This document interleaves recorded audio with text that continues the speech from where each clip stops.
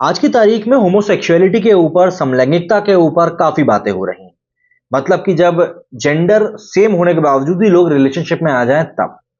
लेकिन कई लोगों को लगता है कि ये सब चीजें आज की चौचलेबाजी है। पर जब आप इतिहास के पन्ने पलटते हैं तब आपको इतिहास में भी कई सारे ऐसे मौके दर्ज किए मिलते हैं जहां पर कि समलैंगिकता की बात करी गई है। इनमें से ही एक किस्सा अलाउद्दीन खिलजी और मलिक काफूर का भी था। दिल्ली की सल्तनत पर वाकई में दिल्ली की सल्तनत पर शासन करने वाले अलाउद्दीन खिलजी की कई कहानियां हैं। खिलजी के दो किस्से लेकिन सबसे ज्यादा चर्चा में रहते हैं। उनमें से एक है रानी पद्मावती से उनका प्यार और दूसरा उनका गुलाम मलिक काफूर से उनका रिश्ता। भले ही गुलाम काफूर से रिश्ते को लेकर इतिहासकारों में मतभेद हैं, क्योंकि कोई लिखता है कि खिलजी और गुलाम के एक दूसरे से जिस्मानी रिश्ते थे, तो कहीं यह भी लिखा जाता है कि यह सच नहीं है।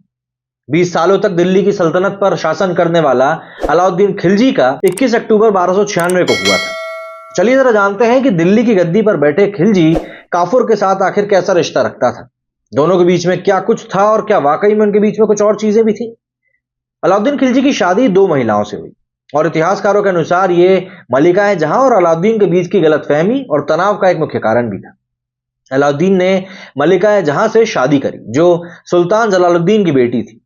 उन्होंने दूसरी महिला से शादी करी जो मेहरू नाम की मलिक मंजर की बहन थी। खैर, उन दोनों के रिश्ते की सच्चाई जो भी हो, लेकिन एक सच से इनकार नहीं किया जा सकता कि अलाउद्दीन खिलजी ने 20 सालों तक दिल्ली की सल्तनत पर राज किया और उसका राज्याभिषेक 21 अक्टूबर 1996 को ही हुआ था। ये गद्दी उसने अपने सगे चाचा ससुर जलालुद्दीन फिरोज खिलजी की हत्या के बाद छीनी थी। इस तरह अलाउद्दीन खिलजी अपने वंश का दूसरा शासक बना।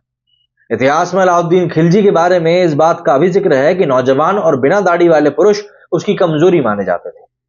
खिलजी को लेकर कई किताबों में दावा किया जाता है कि उसके हरम में कई पुरुष थे।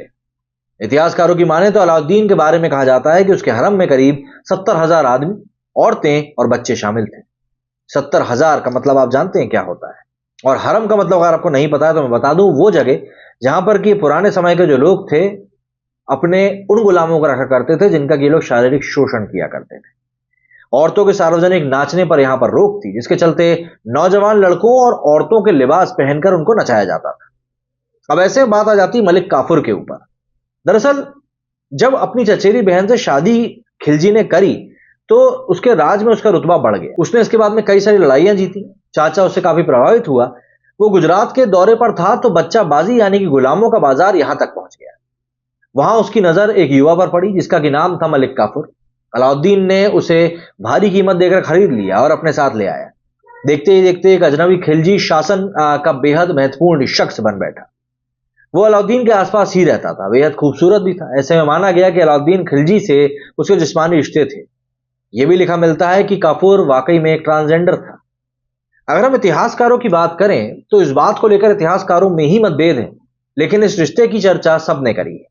रूप स्वरूप चाहे कोई हो, कहा भी जाता है कि धुआं तभी उठता है जहां पर आग लगी होती है। मलिक दिल्ली आने के बाद से जिस तरह खिलजी राज में तरक्की की सीढ़ियां चढ़ता गया और सर्वोच्च कुर्सी जनरल तक पहुंच गया, वो बहुतों को अच्छा नहीं लग रहा था। हालांकि खिलजी के लिए वो बेहद महत्वपूर्ण इसलिए भी हो चला था क्योंकि वो लड़का था। देखते ही देखते उसने कई लड़ाइयां जीती, लूट खसोट कर खजाना भरा। स्वाभाविक है कि अलाउद्दीन खिलजी बिना उससे इंप्रेस हुए तो रह ही नहीं सकता था। लेकिन इतिहास में कुछ ऐसे तथ्य जरूर मिलते हैं जो ये सवाल उठाते हैं कि आखिर इन दोनों का रिश्ता वाकई में था क्या। काफूर अकेला ऐसा आदमी था जो अलाउद्दीन खिलजी के हरम का भी मुखिया था।